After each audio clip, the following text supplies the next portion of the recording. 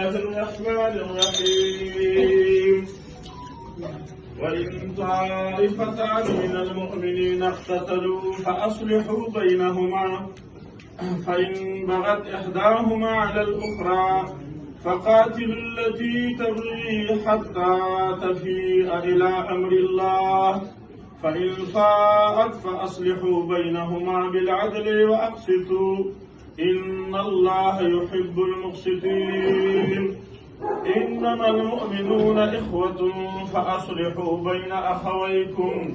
واتقوا الله لعلكم ترحمون سبحان ربك رب العزة عما يصفون وسلام على المرسلين والحمد لله رب العالمين.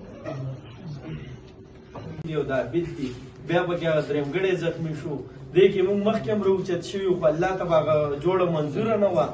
پکې مونږ خپل هلې ځلې کړي دي او بل چې مونږ کم کار کړی دی د مشرانو په دغه هم کړی دی کې دا مشران دي مثال څه دلته ولاړ دي خو دې د پاسه که یا بیت پرې کښېن یا غلط قدم اوچت کو یا ناظم او یا هغه درېمګړي نو د دې ټولو به زه بیا تپوس کومه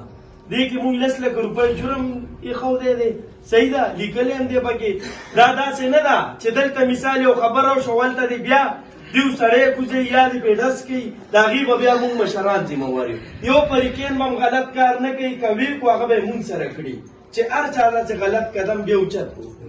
صحیح ده بس اوس یې روکاږي بس قسم به ټول نه ورکړو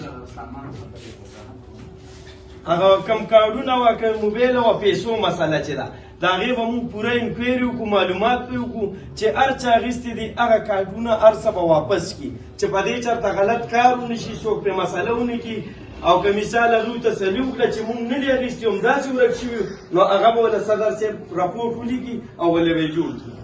ټیک ده سر